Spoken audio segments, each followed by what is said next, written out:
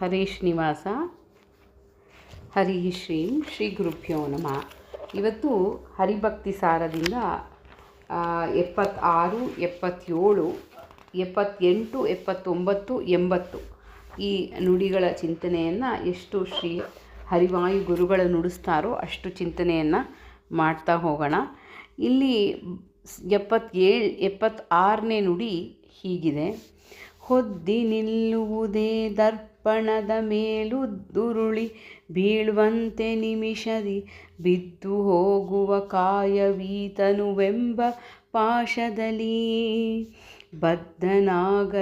ಬದ್ಧನಾದೆನು ಮಮತೆಯಲಿ ನೀನಿದ್ದುದಕ್ಕೆ ಫಲವೇನು ಭಕ್ತಿ ವಿರುದ್ಧವಾಗದ ಓಲು ರಕ್ಷಿಸು ನಮ್ಮ ನನವರತ. ಹೊದ್ದಿ ನಿಲ್ಲುವುದೇ ದರ್ಪಣದ ಉದ್ದುರುಳಿ ಬೀಳುವಂತೆ ನಿಮಿಷದಿ ಬಿದ್ದು ಹೋಗುವ ಕಾಯವೀತನುವೆಂಬ ಪಾಶದಲ್ಲಿ ಅಂತ ಹೇಳಿ ತಿಳಿಸ್ಕೊಡ್ತಾ ಇದ್ದಾರೆ ಕನಕದಾಸರು. ಈ ಒಂದು ಉದ್ದನ್ನು ಒಂದು ಕನ್ನಡಿಯ ದರ್ಪಣ ಅಂತ ಹೇಳಿದ್ರೆ ಆ ಕನ್ನಡಿ ಮೇಲೆ ಇಟ್ಟರೆ ಹಾಗೇ ಉರುಳಿ ಹೋಗಿಬಿಡುತ್ತೆ. ಹಾಗೆ ಈ ಒಂದು ಜೀವ ಈ ಶರೀರವನ್ನು ಹೊತ್ತು ಆ ಭಗವಂತ ಆ ಶರೀರವನ್ನು ಸಾಧನೆಗಾಗಿ ಕೊಟ್ಟಿರ್ತಾನೆ. ಅಂಥ ಸಾಧನೆಗಾಗಿ ಕೊಟ್ಟಿರುವಂಥ ಶರೀರವನ್ನು ವ್ಯರ್ಥವಾಗಿ ನಾವು ಕಳಿತೀವಿ. ಕಾಲವನ್ನು ಕಳೆದು ಬಿದ್ದು ಹೋಗುತ್ತೆ ಆ ಶರೀರ, ಆ ನಾಶವಾಗುತ್ತೆ. ನಾವು ಯಾವಾಗೂ ಹೀಗೆ ಇರ್ತೀವಿ, ನಾವು ಬದುಕೇ ಇರ್ತೀವಿ ಅನ್ನೋ ಭ್ರಮೆಯಲ್ಲಿ ಮನುಷ್ಯ ಬದುಕ್ತಾನೆ. ಮನುಷ್ಯನಿಗೆ ಬೇರೆ ಒಂದು ರೀತಿಯ ಸಾವನ್ನು ನೋಡಿದಾಗ ಕೂಡ ಅವನಿಗೆ ಅದರ ಎಚ್ಚರವಾಗೋದಿಲ್ಲ. ಅವನು ಆ ಒಂದು ಗತಿಗೆ ಹೋಗಬೇಕು ನಾಳೆ ಅನ್ನೋ ಒಂದು ಎಚ್ಚರವೇ ಇರೋದಿಲ್ಲ. ಹಾಗೆ ಆ ಶರೀರ ಬಿದ್ದು ನಾಶವಾಗುತ್ತೆ. ಇಲ್ಲಿ ಅದನ್ನೇ ಹೇಳ್ತಾ ಇದ್ದಾರೆ: ಹೊದ್ದಿ ನಿಲ್ಲುವುದೇ ದರ್ಪಣದ ಉದ್ದುರುಳಿ ಬೀಳುವಂತೆ ನಿಮಿಷದಿ ಬಿದ್ದು ಹೋಗುವ ಕಾಯವಿ ಶರೀರ ಬಿದ್ದು ಹೋಗುತ್ತೆ ತನುವೆಂಬ ಪಾಶದಲ್ಲಿ. ಆ ತನು ನಂದು ನಾನು ಅನ್ನೋ ಭಾವದಲ್ಲಿ ಮನುಷ್ಯ ಯಾವಾಗಲೂ ಬದುಕ್ತಾನೆ. ಎಲ್ಲ ಸಣ್ಣದಾಗಿ ಕೂಡಿಟ್ಟು ಆ ಮನುಷ್ಯ ಬಹಳ ಒಂದು ಜೀವನವನ್ನೆಲ್ಲ ವ್ಯರ್ಥ ಮಾಡ್ತಾನೆ. ಯಾರಿಗೆ ಅಂತ ಕೂಡಿಡ್ತಾನೆ ಅಂತ ಗೊತ್ತಿಲ್ಲ. ಆ ಕೂಡಿಡಬೇಕಾದ್ರೂ ನಾವು ಪುಣ್ಯವನ್ನು ಕೂಡಿಡಬೇಕು ವಿನಃ ಭಗವಂತನ ನಾಮಸ್ಮರಣೆಯಿಂದ, ಭಗವಂತನ ಪೂಜೆಯಿಂದ, ಧ್ಯಾನದಿಂದ ನಾವು ಒಳ್ಳೆಯ ಒಂದು ಪುಣ್ಯವನ್ನು ಅಕೌಂಟಲ್ಲಿ ಹಾಕೋಬೇಕು, ಬ್ಯಾಂಕ್ ಅಕೌಂಟಲ್ಲಿ. ಅದು ಬಿಟ್ಟು ನಾವು ಈ ಏನೇನೋ ಒಂದು ಲೌಕಿಕವಾದಂಥ ಹಣ, ದುಡ್ಡು, ಆಸ್ತಿ ಇದನ್ನೆಲ್ಲ ನಾವು ಕೂಡಿಡ್ಲಿಕ್ಕೆ ಹೋಗ್ತೀವಿ. ಅದೆಲ್ಲ ವ್ಯರ್ಥವಾಗಿ ಹೋಗುತ್ತೆ ಅಂತ ಹೇಳಿ ತಿಳಿಸ್ಕೊಡ್ತಾ ಇದ್ದಾರೆ. ಬದ್ಧನಾದೆನು ಮಮತೆಯಲಿ ನಿದ್ದುದಕ್ಕೆ ಫಲವೇನು ಭಕ್ತಿ ವಿರುದ್ಧವಾಗದ ಓಲು ರಕ್ಷಿಸು ನಮ್ಮ ನನವರತ. ಅಂದರೆ ಈ ಒಂದು ಬದ್ಧನಾದೆ ಮಮತೆಯಲ್ಲಿ ನೋಡಿ, ಪ್ರೀತಿಗೂ ಮಮತೆಗೂ ತುಂಬ ವ್ಯತ್ಯಾಸ ಇದೆ. ಪ್ರೀತಿ ಅಂತ ಹೇಳಿದ್ರೆ ಆ ಒಂದು ನಿಜವಾಗ್ಲೂ ಪ್ರೀತಿ ಮಾಡೋರ ಮೇಲೆ ನಾವು ಸ್ವಾತಂತ್ರ್ಯವನ್ನು ಕೊಡ್ತೀವಿ. ಅವರು ಸುಖವಾಗಿ ಅವರ ಆನಂದದಲ್ಲಿ ನಮ್ಮ ಆನಂದವನ್ನು ಕಾಣ್ತೀವಿ. ಅದೇ ನಾವು ವ್ಯಾಮೋಹವನ್ನು ಇಟ್ಕೊಂಡಾಗ ದುಃಖ ಆಗುತ್ತೆ, ಮನಸ್ಸಿಗೆ ನೋವು ಆಗುತ್ತೆ. ಆಮೇಲೆ ಅವ್ರಿಗೂ ತೊಂದರೆ ಕೊಟ್ಟು ನಾವು ಮನಸ್ಸಿಗೆ ಬೇಜಾರನ್ನು ಮಾಡ್ಕೊಳ್ತೀವಿ. ಹೀಗೆ ಆ ವ್ಯಾಮೋಹವನ್ನು ಬಿಟ್ಟು ನಾವು ಭಗವಂತ ಕೊಟ್ಟಿದ್ದು ಎಲ್ಲವೂ ಭಗವಂತ ಕೊಟ್ಟಿದ್ದು ಅಂತ ಒಂದು ಮನಸ್ಸಲ್ಲಿ ತಿಳ್ಕೊಂಡು ನಾವು ಆ ಒಂದು ಅರಿವಿನಿಂದ ಆ ಜ್ಞಾನವನ್ನು ಅವನೇ ಕೊಡಬೇಕು.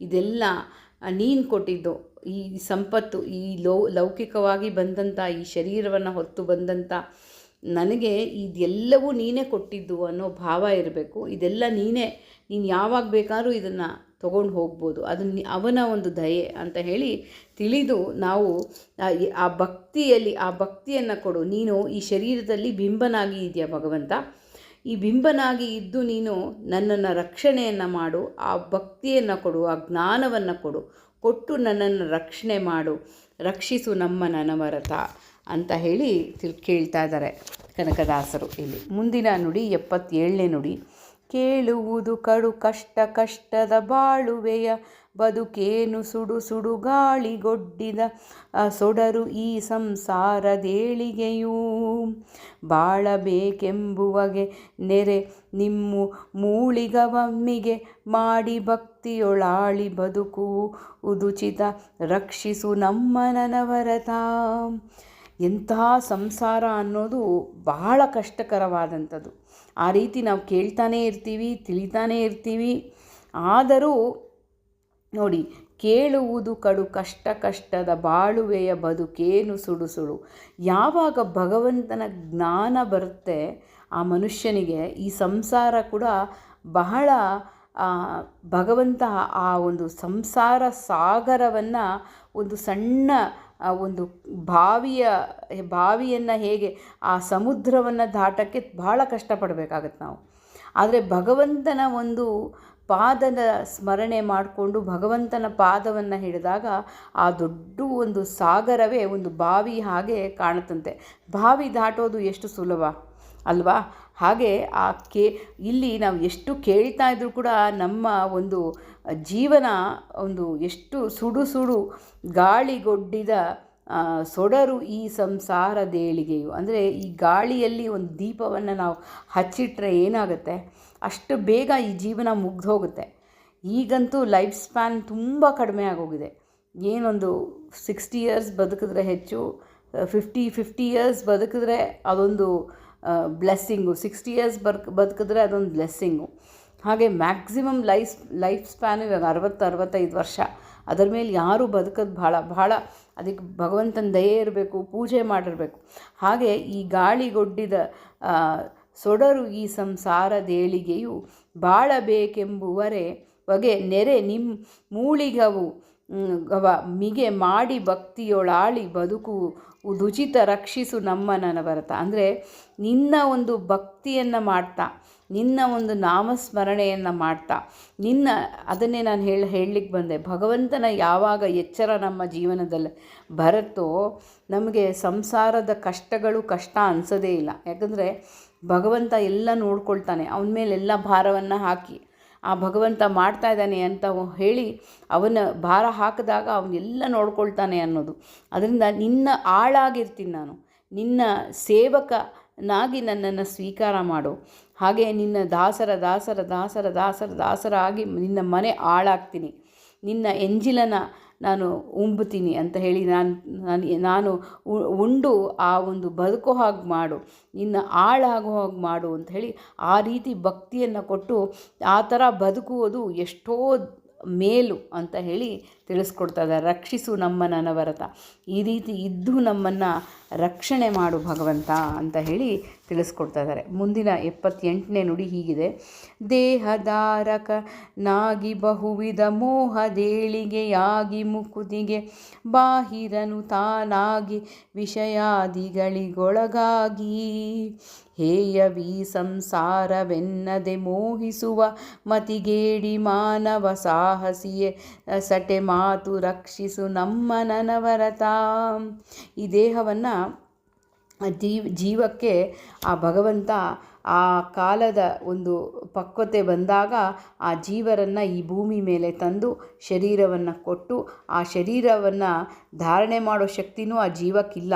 ತಾನೇ ಒಳಗೆ ನಿಂತು ಆ ಎಲ್ಲ ಪ್ರೇರಣೆಯನ್ನು ಮಾಡಿ ಎಲ್ಲ ಕರ್ಮಗಳನ್ನು ಆ ಜೀವರ ಯೋಗ್ಯತಾನುಸಾರ ಮಾಡಿಸಿ ಆ ಮೋಹಗಳನ್ನೆಲ್ಲ ಕೊಡ್ತಾನೆ. ಯಾವಾಗ ಅವನ ಪಾದವನ್ನು ಸ್ಮರಣೆ ಮಾಡ್ತೀವೋ ಆ ಮೋಹ ಎಲ್ಲ ಹೋಗುತ್ತೆ. ಇಲ್ಲಿ ದೇಹಧಾರಕನಾಗಿ ಬಹುವಿಧ ಮೋಹಗಳಿಗೆ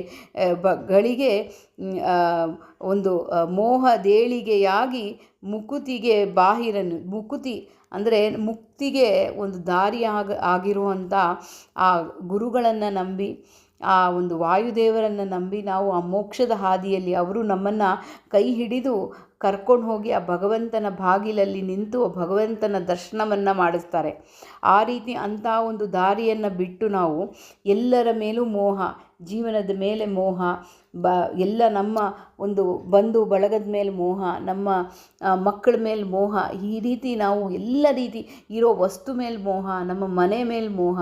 ಇದು ಹೇಳಲಿಕ್ಕೆ ಬಹಳ ಸುಲಭ ಅನಿಸ್ತಾ ಇದೆ, ಆದರೆ ಬಹಳ ಅದನ್ನು ಕಠಿಣ. ಅದನ್ನು ನಾವು ಜೀವನದಲ್ಲಿ ಒಂದು ರೀತಿಯಾಗಿ ನಾವು ಚಿಂತನೆ ಮಾಡೋದು ಬಹಳ ಕಷ್ಟ.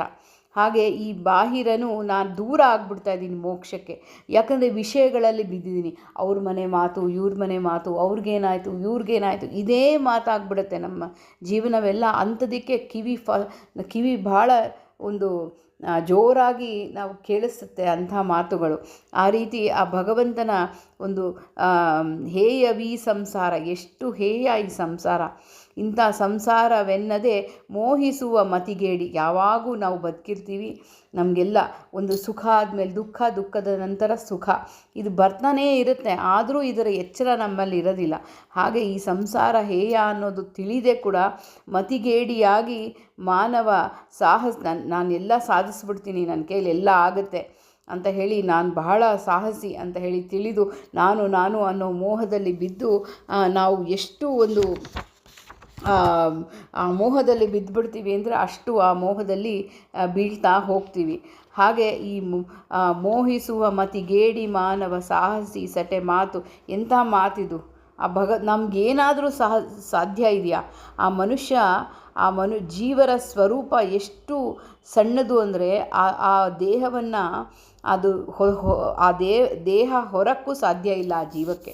ಅಂಥ ಭಗವಂತ ಅನಿರುದ್ಧ ಶರೀರದಲ್ಲಿ ಒಳಗೆ ನಿಂತು, ಎಲ್ಲ ಜೀವರ ಒಳಗೆ ನಿಂತು, ಎಲ್ಲ ರೀತಿಯಾಗಿ ನಿಂತು ಅವನು ಅದನ್ನು ಧಾರಣೆಯನ್ನು ಮಾಡಿರ್ತಾನೆ. ಆ ಧಾರಣೆಯನ್ನು ಮಾಡಿಸಿರೋದ್ರಿಂದ ಮಲಮೂತ್ರ ವಿಸರ್ಜನೆ ಮಾಡೋಷ್ಟು ಶಕ್ತಿನೂ ನಮಗಿಲ್ಲ. ಯಾಕೆ? ಉಸಿರಾಡೋ ಶಕ್ತಿ ಇಲ್ಲ ಭಗವಂತ.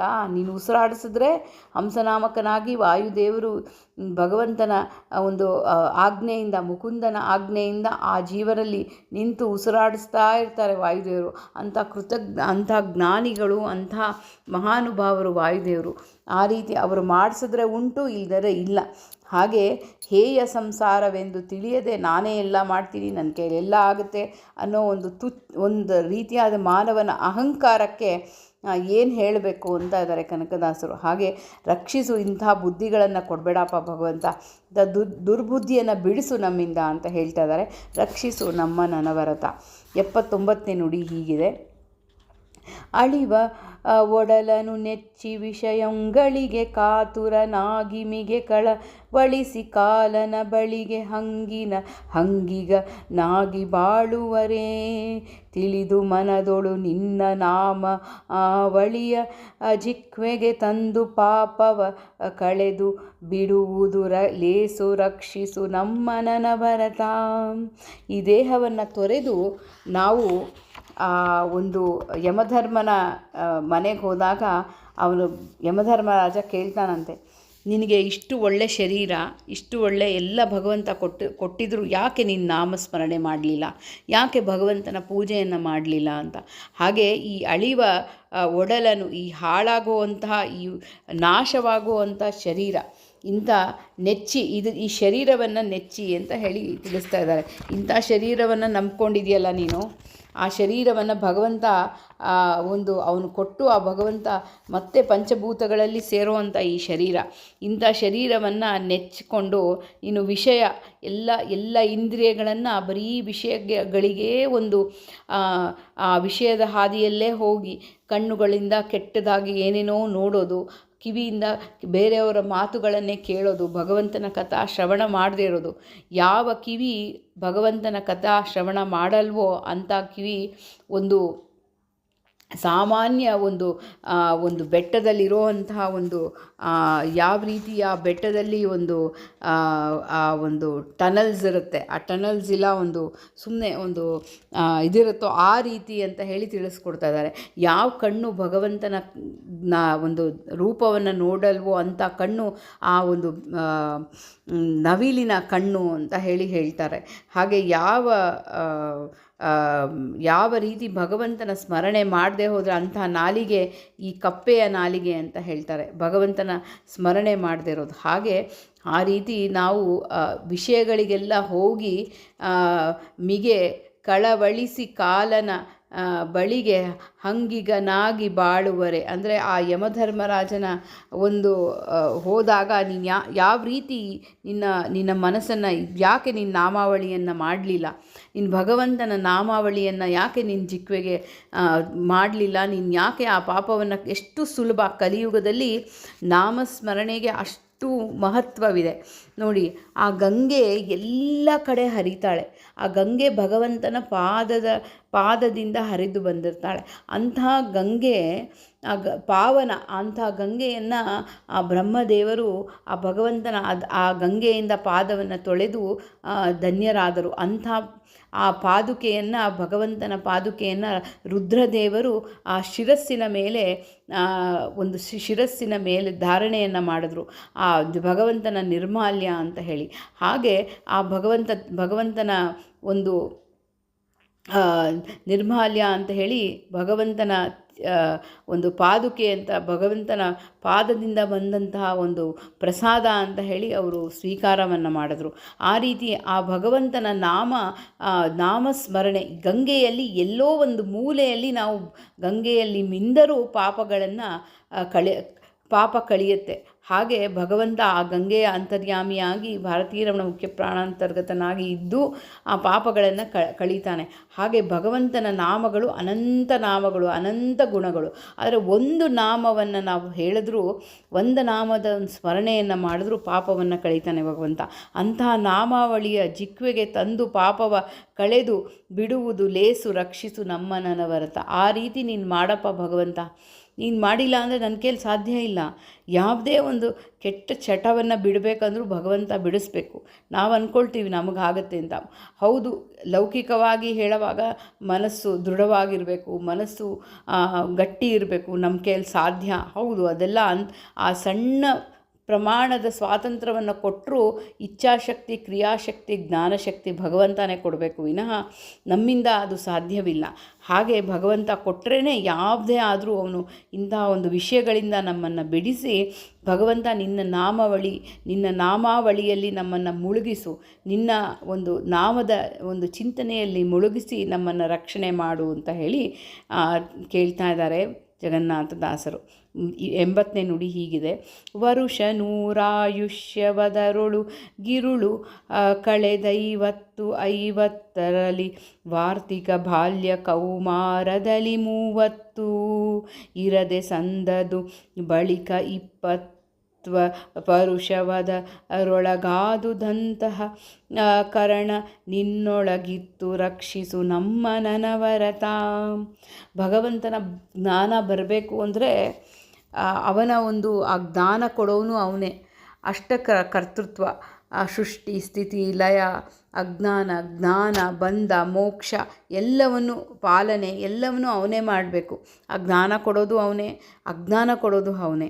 ಹಾಗೆ ಆ ಜೀವರ ಯೋಗ್ಯತಾನುಸಾರ ಏನೇನು ಕೊಡಬೇಕು. ಹಾಗೆ ಮನುಷ್ಯ ವರುಷ 100 ಆಯುಷ್ಯದಲ್ಲಿ 50 ವರ್ಷವನ್ನು ಹಾಗೆ ಬಾಲ್ಯ, ಕೌಮಾರ್ಯ, ಆಮೇಲೆ ಮಧ್ಯ ವಯಸ್ಸು ಇದರಲ್ಲೇ ಕಳೆದುಬಿಡ್ತಾನೆ. ಆಮೇಲೆ ನಿದ್ದೆನಲ್ಲಿ ಅರ್ಧ ವಯಸ್ಸನ್ನು ಕಳೀತಾನೆ.